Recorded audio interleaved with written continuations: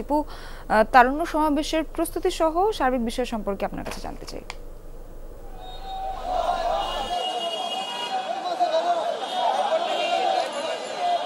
বৃষ্টি, প্রস্তুতি কিন্তু একেবারেই শেষ এবং আপনি দেখতেই পাচ্ছেন যে নেতাকর্মীরা কিন্তু দলে দলে এই সমাবেশস্থলে আসতে শুরু করেছেন।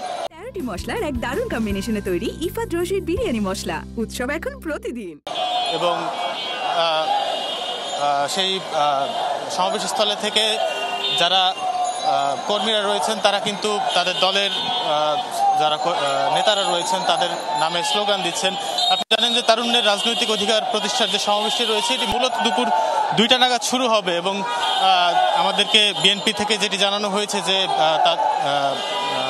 ঢাকা, সিলেট এবং ময়মনসিংহ এবং আরও একটি যে জেলা রয়েছে সেই জেলা থেকে যারা নেতাকর্মীরা আসবেন তারা গতকাল রাতেই সবাই চলে এসেছেন, বেশিরভাগ নেতাকর্মীরা, এবং তারা এখন এই মুহূর্তে ঢাকার বিভিন্ন স্থানে অবস্থান করছেন এবং ছোট ছোট মিছিল নিয়ে কিন্তু এই সমাবেশস্থলের দিকে তারা এগিয়ে আসছেন।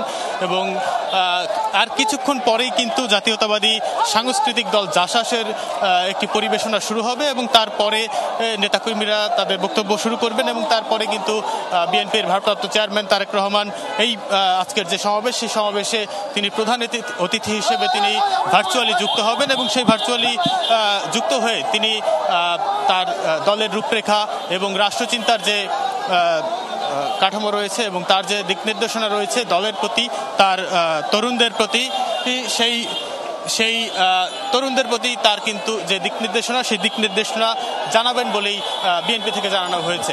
সোহার। টিপু, ধন্যবাদ আপনাকে।